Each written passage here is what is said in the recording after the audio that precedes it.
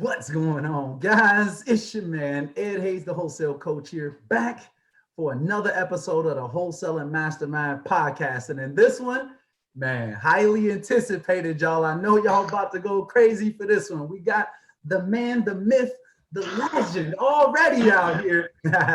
Biz Matthew on the Wholesaling Mastermind podcast today.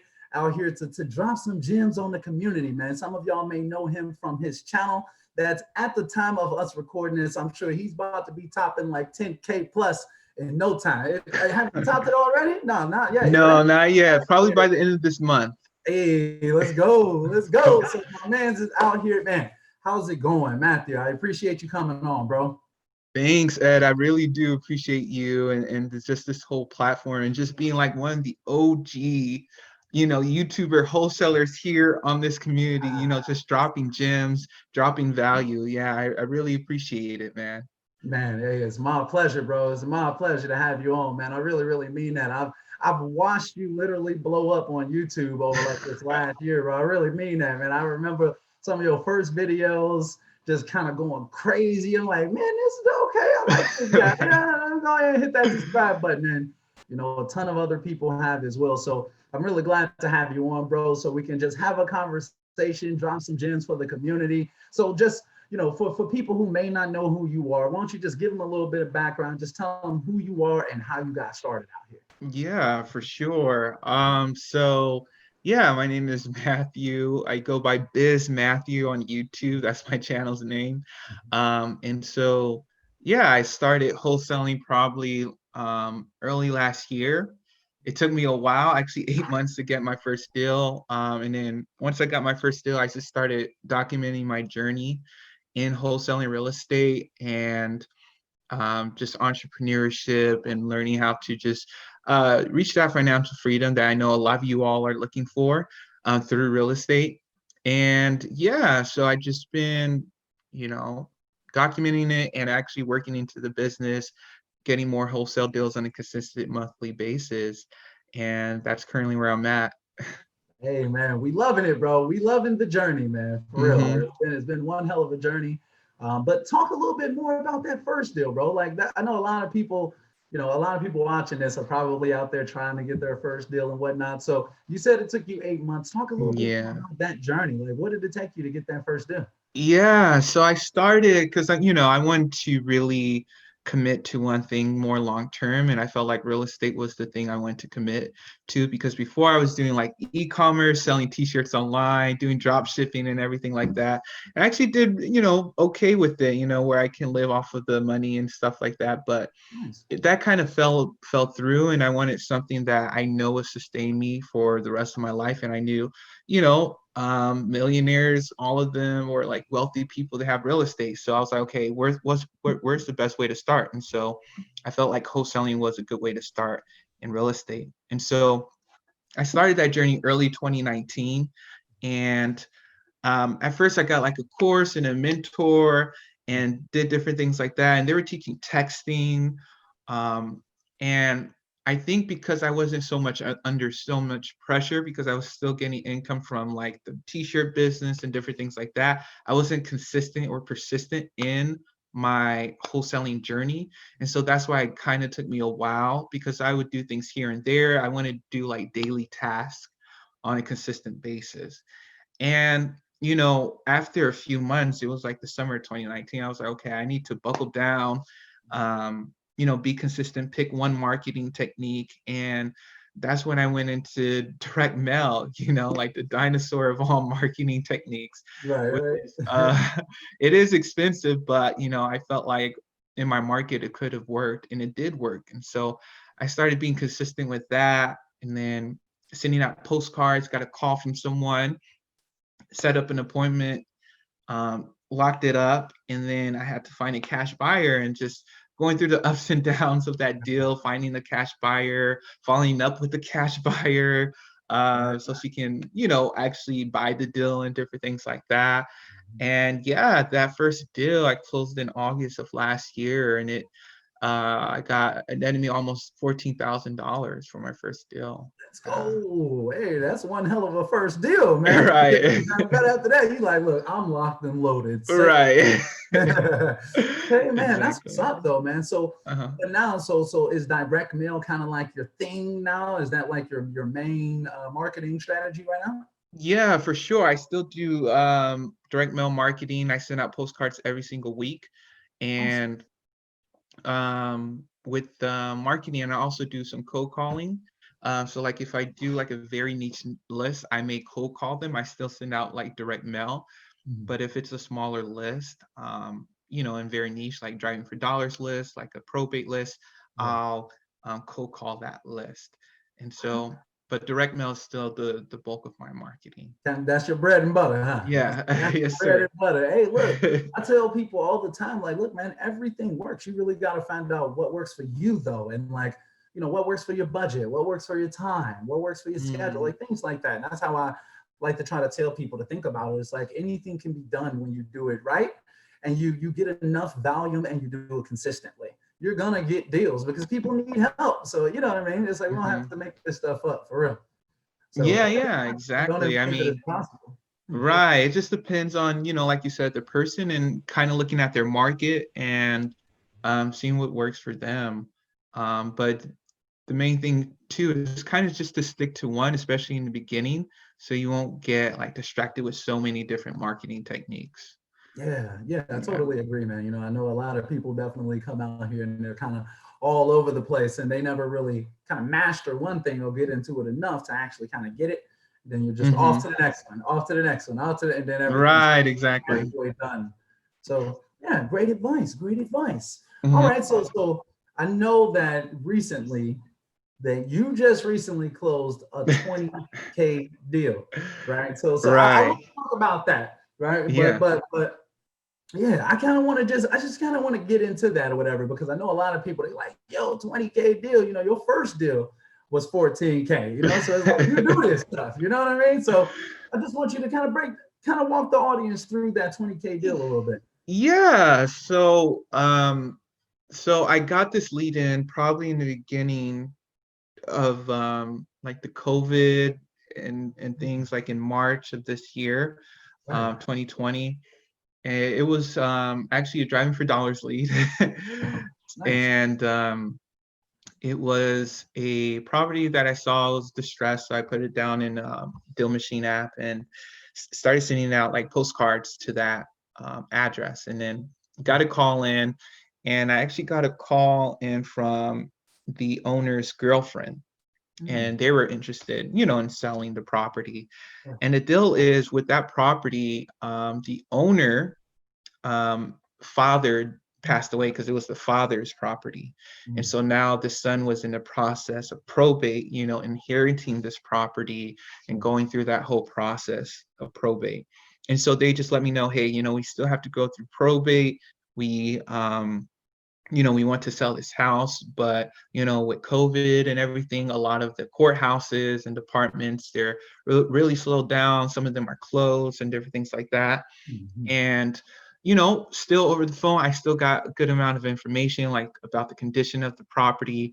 The structure foundation was sound, but it was never updated. So a lot of cosmetic work. There's a little bit of like mold and stuff like that, but everything could have been fixed. Right. And so I got that information, and she actually sent me some photos, different things like that, because I was just letting her know, hey, with COVID and everything, we're able to, get deals done remotely, just over the phone. You just let me know the conditions, send me some pictures. Like, we don't need to walk through the property. Right. And so yeah, so she sent me photos. They gave me a price in mind. At the time, they were looking for, I believe it was around 70,000 for the property.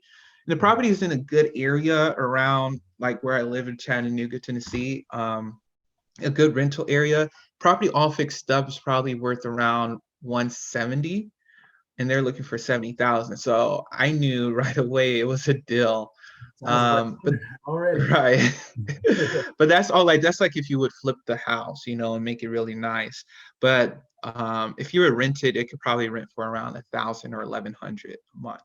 Okay. So just taking that into consideration and knowing most likely my buyer would be like a landlord, I know I needed it to get a little bit lower than the 70,000. So, Right. I just told them, hey, I'll follow up with you. I'll run some more research on the property and different things like that, and Mhm. give you all an offer. And so I called them later and I just offered them, I believe my offer was around, it was like around $50,000. Mm.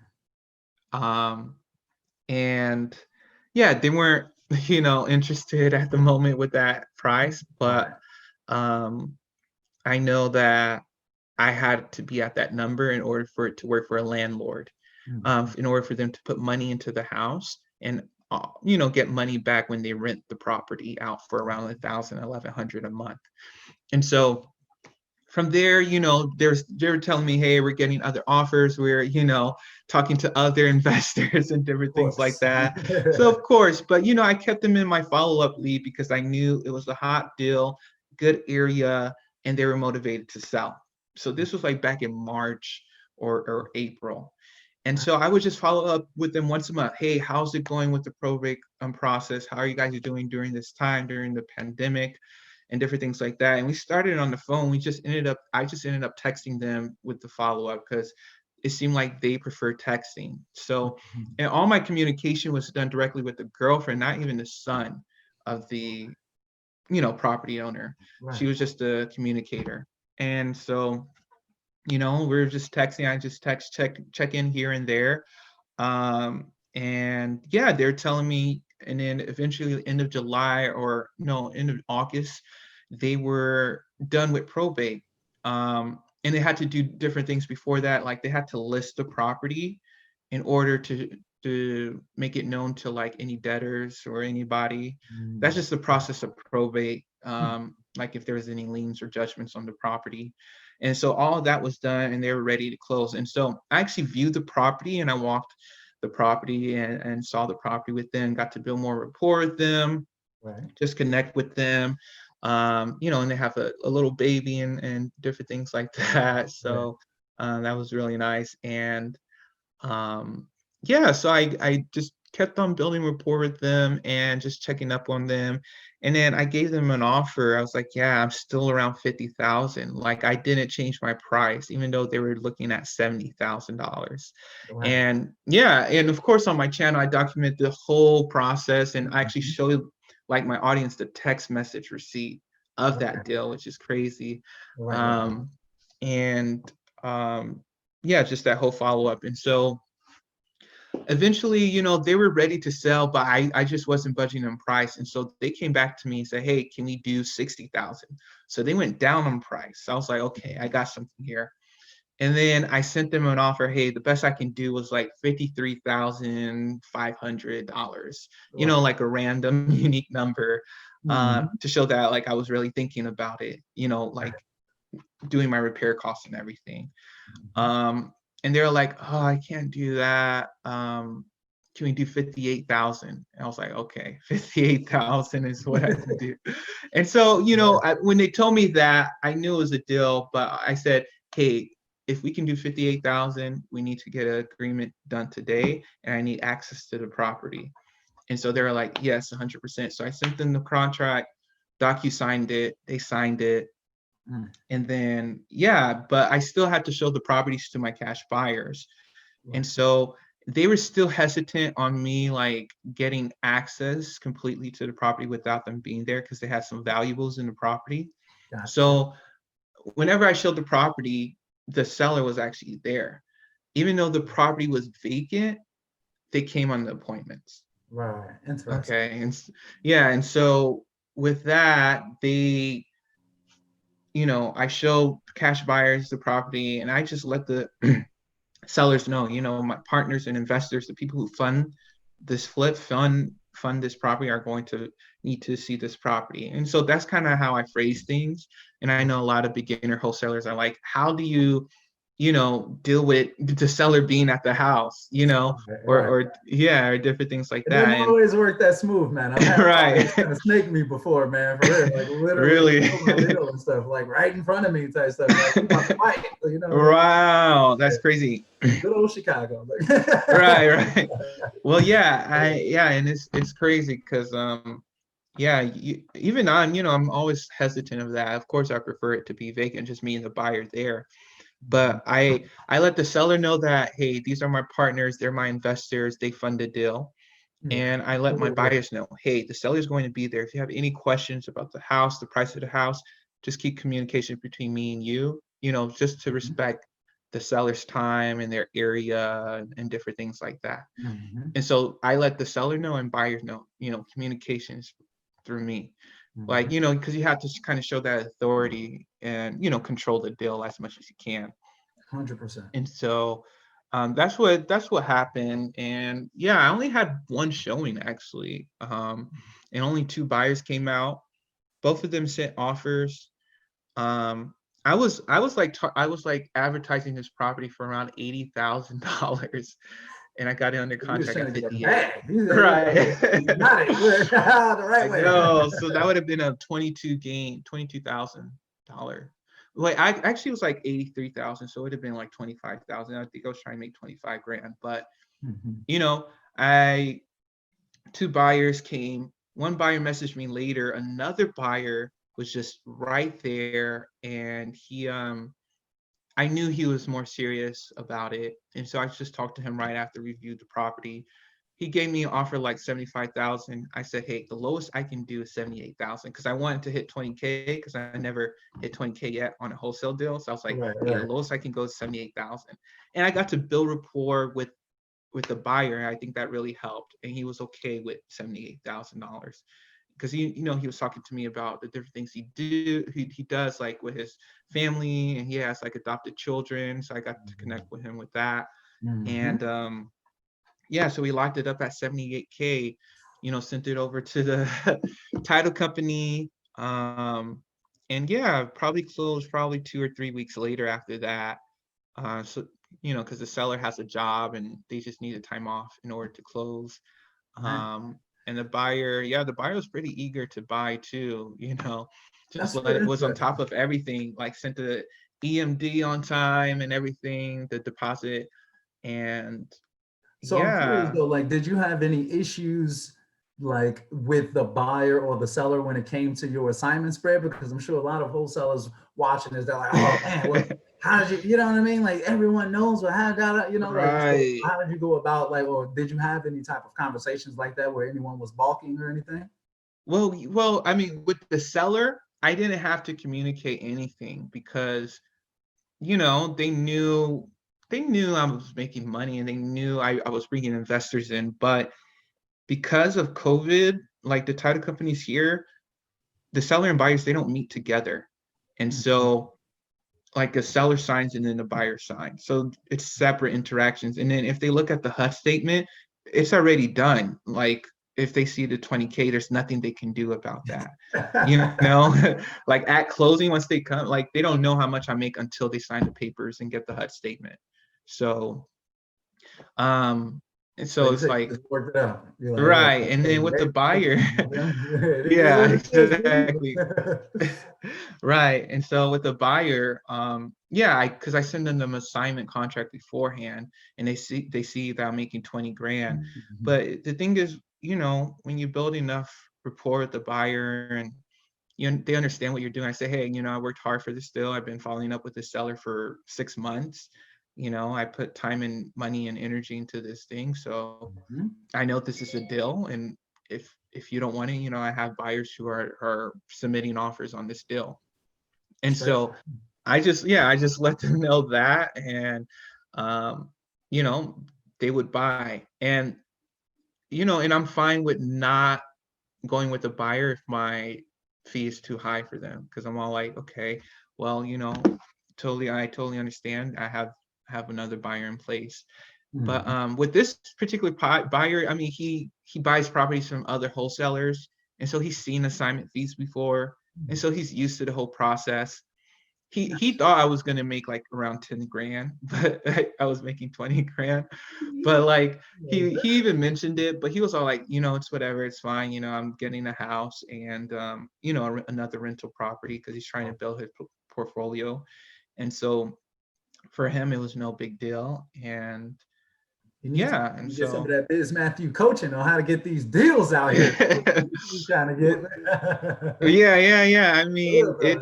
it's crazy because because like I'm not closing a bunch of deals a month. Like I may close a deal or two a month, but my spreads are usually a little bit larger.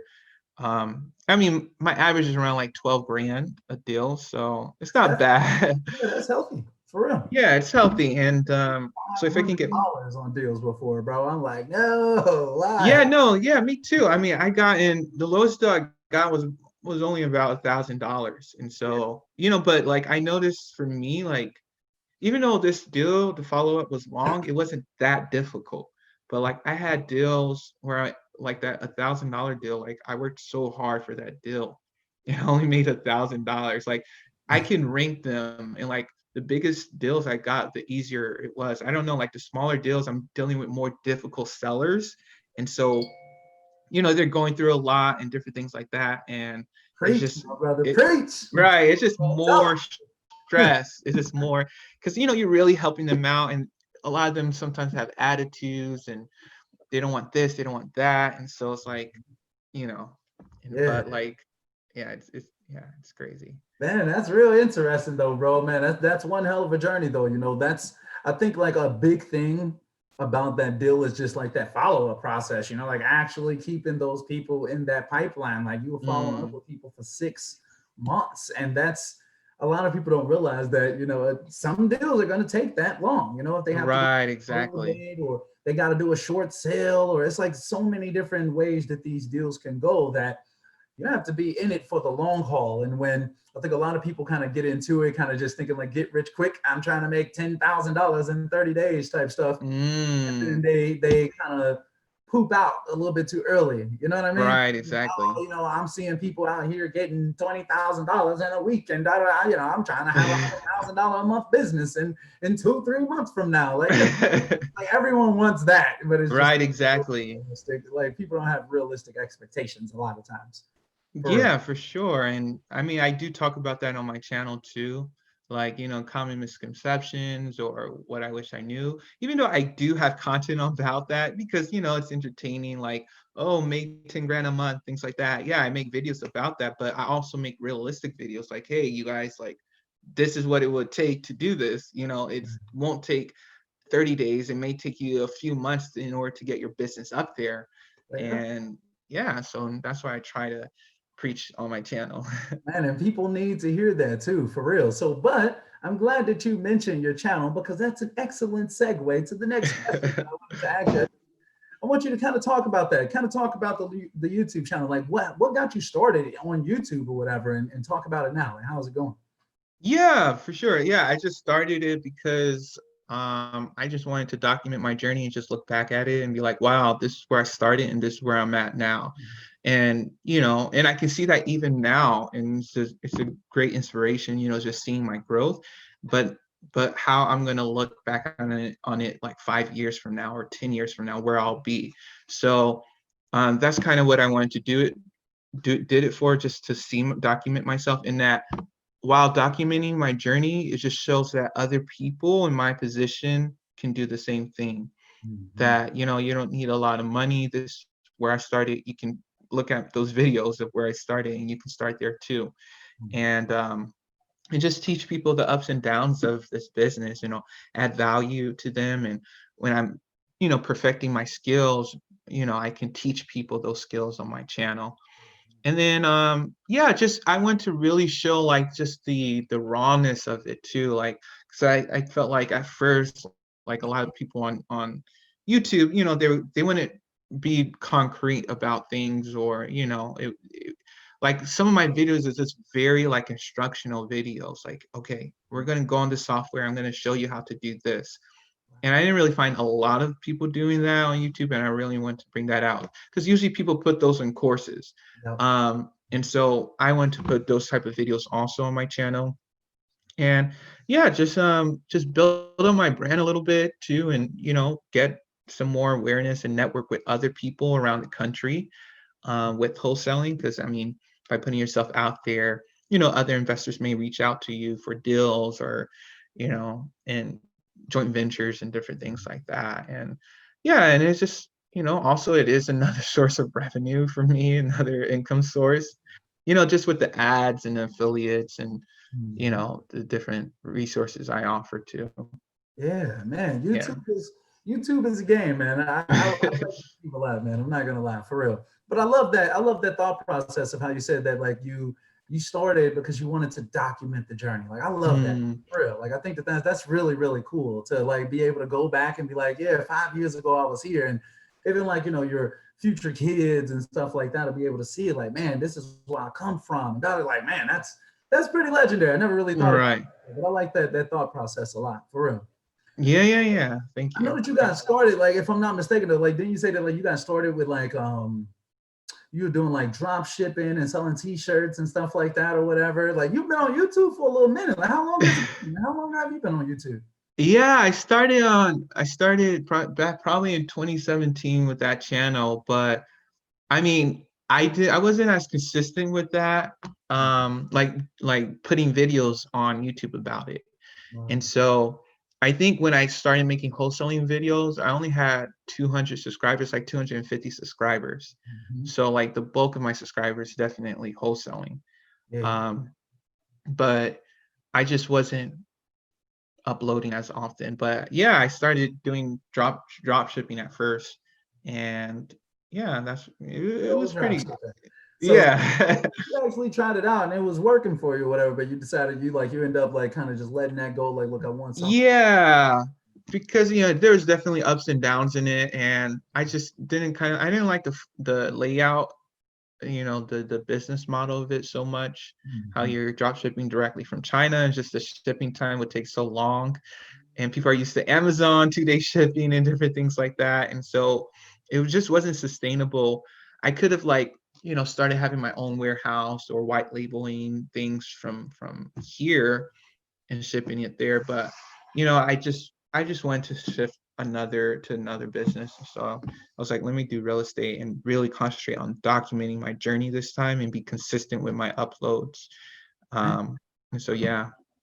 Hey, well, you made a good decision apparently, because it all worked Yeah. out for you. For So, sure. man, I think the very first time that I ever saw your channel, bro, I think you only had like 325 subscribers, straight up. Wow. Yeah, and Wow. then the wholesaling video, and you just had a few hundred subscribers. I was like, this dude is gonna blow up. I knew it. I You swear. prophesied. It was because of you. You prophesied my channel. Hey, I'm the prophet, bro. I swear, man, for You're a real. I prophet. saw Dara Abasute before she blew up. I mean, before she blew up, I saw you as other people, for real. Like I've seen a decent amount of people kind of blow up on YouTube over time. Lily Thompson, that's another. I saw her. Like Wow. everybody kind of starts somewhere, right? And like Uh-huh. YouTube really pushes those initial videos when you get out there. Like, let's see how many people actually like this person, you know? Right, Yeah, but man, I exactly. like that though, man. Like you really blew up, man. I'm super proud of like that growth that you've had on the channel, man. And like genuinely, I really mean this when I say it. Like you genuinely have some of the best wholesaling content on YouTube. Wow, thank you. I appreciate that. I've been referring a ton of people to your channel.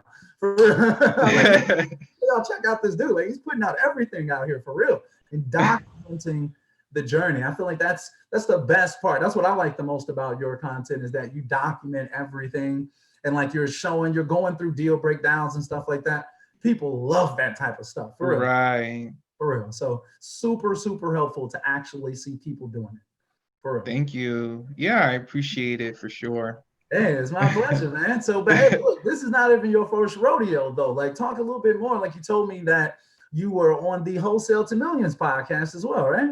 Yeah, for sure. With Khang. Yeah, How'd that come about, man? yeah, because he does interviews with subscribers who like got a deal or closed the deal, and so I actually reached out to him just Okay. to see if I can go on his Heck yeah. yeah, and so we set something up, and yeah, and so I was able to go on there and just talk about my first deal more in depth, Nice. and Yeah, he's just a really good guy. He's very bubbly and has so much energy. He said, just like his videos. He said he's just Right. like, that's how I felt Exactly. about Brent Daniels. Like he was a really, really genuine guy. I was like, man, for real, he was really, really cool. But man, like, Yeah. so how long ago was that you were on that podcast though? It was last wait, I think it was last year November. Okay, Last year in a little November, while yeah. ago.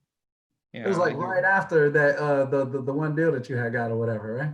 yeah, because I closed another deal and that one was actually 18,000. So that was pretty cool. Yeah. Get out here, bro, for real. Man, you say you be I crushing. don't know, yeah. So real quick, since you just said that, bro, it just sparked the question in my head. So like, because I'm sure like it made me think like I know that someone's going to be asking themselves this question. What's your trick, strategy, technique in getting larger assignment spreads? Because you know, Right, a lot of people out here, they're literally just going for 5 to 10K per deal. I usually right. tell everyone that I'm working with, like, look, I'm not trying to get nothing less than 10K. 10 to 20K is the range that I'm really looking for. So, but I'm curious, like, what's your kind of, je ne sais quoi, if that's the right word? How do you maintain that, or like, what do you do to kind of ensure that you're getting those larger spreads? Yeah, I think I mean I do accept all types of deals, if I'm able to help a seller, but I think the best way to get larger deals are really in the follow-up. Because like with these people, I usually follow up for a while to get the larger deals. And when you just build rapport and they just know you, and when you call, you don't really have to introduce yourself. They know, they recognize you. They're like, oh yeah, I was thinking about you, things like that. When they start saying that, you're like, oh, I got it in the bag. And No lie. so really follow up are, I think, are your best ways to get larger deals. And then obviously, if you go after houses that are in like better neighborhoods where the home value is a little bit larger, instead of going for houses under 100 grand, maybe go for them over like 250 grand, like between 250, 350 or something like that, or not even that much. It can be like the one I just did, like if the market value is 150 to 250, you Right. can easily make 15 grand from that or 20 grand Right. off of a property that's worth 200 grand. Yeah. And So more so, meat on the bone, pretty much. Like those right, areas where like, the ARV is not 70K, right, 170 to 270, something like right, that, depending on exactly. the Yeah. So spread just, in yeah, general. follow up and then the market value of the properties. And yeah. And I don't know. I think direct mail brings me more motivated leads than like let's say a cold call. I don't know. I feel like a spread on a direct lead is a little bit better than a cold call. But I don't think that's a fact, but I just noticed that in my business. Interesting.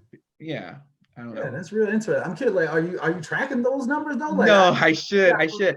I don't think that's entirely true because yeah, there are other wholesalers that just cold call and they have large spreads. yeah, I mean, but So, every business is different. Every area is different and stuff like that. So right. hey, who knows? Like you may end up going into the numbers and like starting to track it on like on a weekly and daily basis and whatnot, and be like, oh man, like text messages got me my $36,000. Right.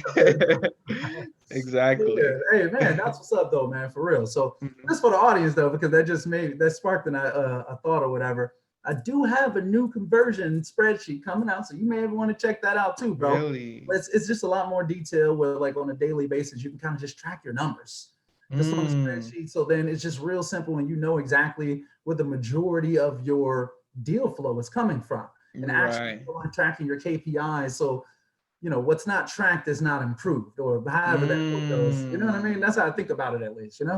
So, right, exactly. Yeah, that makes sense. Yeah, I need to do a better job for sure, tracking my KPIs and different things. hey, we all do, though. I'm not gonna lie. That's why I created it. I'm like, look, I ain't get better with this. For real. Exactly. So, but man, though, bro, man, look, this has already been like a really informative, powerful conversation. But I'm curious, bro. Like, I always like it's certain questions that I like to ask everyone who comes on here, especially if they're heavy hitters, they're out here knocking stuff out and things of that nature. So, one question that I have for you, bro, is like a lot of these people that's going to be watching this podcast are going to be newbies, right? like what's your best advice for someone getting started out here in the wholesaling game? Like, what would you tell them? Mm, I think for newbies, um, you just have to. It just comes down to being consistent and persistent. Um, just just in the beginning, you got all these ideals, you got all these gurus saying, you can get your deal this fast or that fast, and you have this marketing technique, this new marketing technique. So when you stay focused and consistent, I think that's when you can really elevate yourself into getting a deal as soon as possible. So, okay, stick to cold calling and do driving for dollars, something like that. If you want to do that, um, and just stay consistent and just realize you're not going to get a deal tomorrow. Most likely you won't get a deal in the next 30 days. Yes, it can happen, but I think when you come with that approach, like, okay, I'm probably not going to get my first deal in 30 days, you're not as discouraged when you hit that 30 days and you don't have a deal. You're like, okay, I understand this is part of the process, so you can continue on. Whereas other newbies, they get these ideals, and when it's 30 days, they get discouraged and then they quit. So just be realistic about your goals and your expectations in this game. Be consistent with your marketing and pick one marketing technique and just stick with it, and do something every single day that will bring you closer to your first deal, because no matter how small it is, but it does bring you closer. You probably won't see the immediate results of it until later on. Um, and yeah, it's just some practical advice. Let's say you're in a normal area, like some practical advice. To me, one of your best ways to get your first deal is driving for dollars. So drive around your area, get like 1,000 properties, and either cold call them or send them direct mail. And to me, driving for dollars is probably your best way to get your first deal.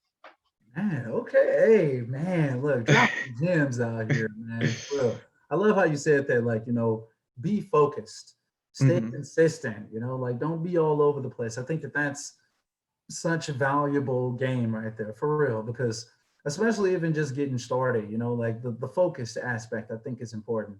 And being consistent and persistent, as you said. So like Mm. that's the key. Like we can't just give up, and we have to have realistic expectations. I love it, bro. I love the advice, for real, man, because I'm always trying to stress that to people. Like, look, you can't just be willing to give up at the first sign of adversity. You're just getting started. Right. You're thinking, if you have that expectation that you're going to get in and get a deal closed in the first 30 days, and maybe it's getting close to that 30-day mark, and you go into one of these wholesaling groups and someone, oh, I just closed my first deal in 7 days. And it's like $18,000. Like, oh my God. Like, Right. like, so that can be like demoralizing as well. But I always say, like, don't judge yourself based off other people's Mm. accomplishments. That ain't got nothing to do with you. That's not, Right. they're not walking in your shoes. They're not living your life. You know what I mean? Mm. They ain't got your family and your budget and time, and that's their life. Don't hate Hmm. on them. If anything, be happy for them. Don't be like, oh, Mm. why can't that be me? That's envy. That's a negative feeling. It should Mm. be more like, I'm up next at all times. If you're not Mm. there yet, like feel like you're there now. Like the more that you can mentally get there now, I Mm. feel like that's what really creates that magic. A lot of people is just, oh, Right. future. One day I'm gonna be this. One day, but I feel like when you get grounded in now, that's what makes the difference, for real. So Exactly. Yeah, yeah, I like that for sure. And like you were saying, just when you're looking at these people and they're doing well, use that just as inspiration, Don't try to, because it can create jealousy and envy in your heart, but try to focus your mind on, okay, this is inspiration, good for them. They're in their lane, I'm in my lane. right, for real, for real. Like we all not the same. Everyone's not equal and stuff, and not every situation is equal or whatever. So, and a lot of times people, obviously, they aren't going to tell you all of the struggles, all of the sleepless nights, all of the sweat, blood, and tears that they had to put in to get something. We're kind of living in that, show me your best only type of age right now. Right, exactly. Everyone wants to show is the best. So you know what I mean. It's kind of fraudulent. You gotta pay attention, man. But don't pay so much attention to everyone else. Just wake up and try to beat yourself every day. Exactly. But you know what I'm saying. Um, But what was I about to say? So bro, like speaking of like using things as like inspiration, another question that I had, like leading up to this conversation, you had mentioned that like that morning devotion time is something that's important to Mm. you. I'm curious, like why is that important to you? Like why, like what does that do for you? Yeah, it's just I feel like it calms my mind, because I am a believer in Jesus Christ and Amen. the Father. And so I think spending time with God every morning and reading his word, it just really helps me calm me down. It just gives me inspiration through scripture and it just knows like where I fall back on, despite anything, like despite if I lose my business YouTube channel, I know I have peace of mind because my identity is not wrapped up in these things but in my savior. And so Love it. it just puts like things into perspective, like, hey, I still have parents, I have family, I have brothers and sisters, like um those are the core things that make me. And it just provides peace in the morning and just keeps me level-headed throughout the day and focus on my goals, what I need to accomplish today. Man, I love that, man, for real. And I think that that's something that a lot more people can really utilize. Is that like one of the first things that you do, like in the morning? Yeah, for sure. I mean, devotion's number one because, he's God is priority number one in my life. Hey, nah, man, But I yeah. love it, man, for real, for real. I feel like that's really powerful because for some people may call it something different, right? It may Right, exactly. Jesus or Allah or whatever, right? Right, right.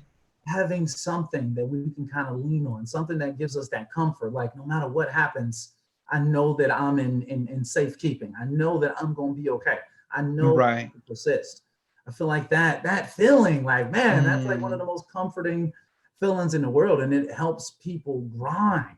mm, So I love that you kind of start off your day with that though, because mm-hmm, it's like you're priming your mind for the rest of the day. mm, You know what I mean? It's like you get the right. order, you put the gas in the car. Like, look, this is what the path of this day is going to be. It's going to be peaceful. We're gonna get the most productivity out of this day. It's like versus waking up watching CNN as soon as you wake up. Right. Oh, Donald Trump this and Donald like, oh God, like give me a break, So it's just chaos, and if it bleeds, it leads. So I'm glad Right. that you're actually kind of grounded in faith. I think that that's huge, bro, for For sure, for sure. real. Yeah, yeah. I just went, so okay, so man, all right, bro. So I'm curious, like, so what's the best way for people to get in contact with you? Like, if they're trying to reach out to you and stuff, I know you got the YouTube channel. That's definitely going to be linked down below. No questions. Y'all already know. Go hit that subscribe button. Like, that's an order, y'all. Look, to check out that channel though. I promise y'all, if y'all like my content, y'all definitely will like Biz Matthew's content as well. So make sure that y'all subscribe for real, for real. But like, what Okay. would be the best way, like outside of YouTube, for people to get in contact with you? Like if they wanted to get some game from you, or just be your friend or whatever. Right. Exactly. Yeah, I mean, my YouTube channel is my primary source to get in contact with me just through my comments because I usually respond to every comment. Nice. But outside of YouTube, Instagram, it takes me a while to respond to DMs, but I try to respond to everyone. It may take me a few days to respond. So Instagram at Biz Matthew. And then I do have an online mentorship program and a course. And so those people have my first priority of my contact. So I communicate with them first before any other people. So if you just go on my website, www.bizmatthew.com, I have an online course and a mentorship program. Yeah. Bang. Hey, look, man. This dude got some game out here, bro. You make me in the course like, what the hell is that? It like, man, look, make sure that y'all check out those links, man. Wait, what was the website? One more time. Plug it one more time. It's my YouTubechannel.com. So www.bizmatthew.com. Bang. Yeah. Look, check out bizmatthew.com.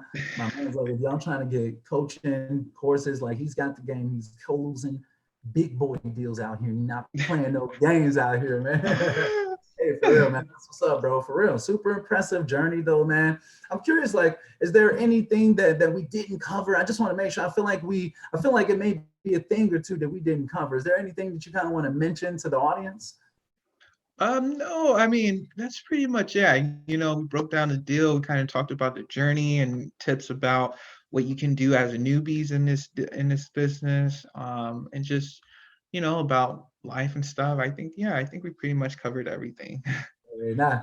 Well, hey, look, matter of fact, I almost forgot. Shout out to Mm, my guy Jair out in Florida or whatever. Like he's been out here grinding, right? And I talked to him right before we hopped on this call. He wanted me to ask you if you can break down your direct mail situation. Like what service are you using for direct mail, I think specifically? yeah. So for direct mail, I just use Yellow Letter HQ, and um I just send I just get pull a list from PropStream, like a motivated sellers list, absentee, high equity, or driving for dollars list, and I upload, the names, mailing address, property address to Yellow Letter. I have a postcard template that I use. I think I showed it before on my YouTube channel. You can look through my channel. And of course, people in my mentorship and course gets an exact template. Oh, And so I use that template, upload it to Yellow Letter, and I send it out every single week. Like I get a list of high equity, and I like to hit that list probably like 6 to 7 times. So it's pretty consistent, like 6 weeks in a row, 7 weeks in a row. so And you're it's doing every week, once a week, like the the same same list. once a week, and you send them like 6, 7 letters over that time frame. Right. Exactly. So So I what's the send it. volume looking like though? Like how many people is on that list typically for you? I'm just curious. Yeah, so it depends on my budget for the month. But usually for the past 2 months, I've been sending out just about 1,000, and so Okay. that's close to like $500 a week. Right, And right. that may not fit in everyone's budget, so you can cut that down to Yeah, like 250 letters, which will right. be like around $200, Hmm. 175 ish. Yeah. Okay, man. I like that though. I appreciate you kind of breaking that down or whatever because I think a lot of people kind of they look at direct mail like the instant thing that everyone says when someone mentions direct mail is that it's super expensive. Yeah. But that being said, it's obviously getting people deals with Right. substantially smaller like overall list size than people Mhm. who are doing cold calling or text messaging because the conversion rate tends to be higher if you're consistent. Right. Exactly. And that's kind of like the key. Like you can't just do direct mail once. So keep that in mind. All this, Exactly. one-time events in direct mail. If you're gonna send out one like a mailer to someone, you have to be in it for at least like you gotta mail them stuff for at least 3 to 5 times minimum in life. Exactly. And like Exactly. I like how you break it down like week by week though. Like back when I was doing like more direct mail or whatever, I would only do it like once a month. So like Mm-mm. once a week. That sounds pretty proficient right there, man. Look, dropping jewels for the community, man. Look. Once a week. Yeah, exactly. Appreciate it. So let me see. I just want to make sure y'all know. Look, I come prepared, man. I got notes and all types of stuff, man. I got questions for you, my brother. So, but I think that I covered everything that I wanted to ask you. But as always, though, guys, man, y'all know that we can continue this conversation down in the comment section down below, man. If y'all got questions for me or Biz, man, definitely drop them in the comments. We're gonna be out here responding to some stuff. You know what I'm saying? So Yeah, man. make sure that that y'all comment down below. I'm trying to see. I think that that's about it, man. I think that that's about it. But man, Biz Matthew, my brother, man. Hey, look, I appreciate you coming on, man. Great Hmm. game, great value being shared, man. I appreciate you kind of sharing that journey, like where you've kind of come from. And actually, I got one more question for you, bro. Okay. I got one more question for you. We're about to be starting 2021. Hmm. And this year, how many deals have you closed this year, if you don't mind me asking? Probably I'm about to close another one next week, so that would be like 12. So I just like one a month, Mm-hmm. not too much. Hey, but with them hefty spreads, you don't need too much. Straight up. Exactly. Okay, but I'm curious now. You closed 12 deals this year. You're out here rocking and rolling. You're getting some big boy deals. I'm curious, like, where is Biz Matthew going in 2021? What's the game plan, bro? Where do you plan on taking this business in 2021 and beyond?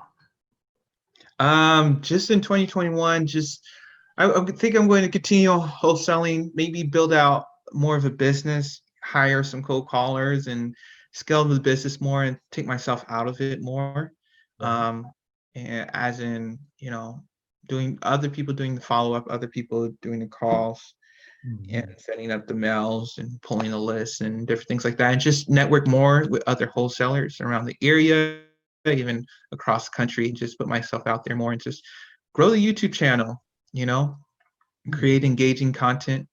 And yeah, that's where I see myself in 2021, just building financial freedom and more wealth, and spreading more gems for other people to build wealth too. Hey, hey, I love it, man. For real, for real. Mhm. So, man, and that, that delegation and automation, bro, like if you are kind of just a one-man show right now and you're doing what you're doing, when you do decide to bring people on, it's curtains for the competition. Like Tennessee, y'all might as well just pack up shop. It's a wrap.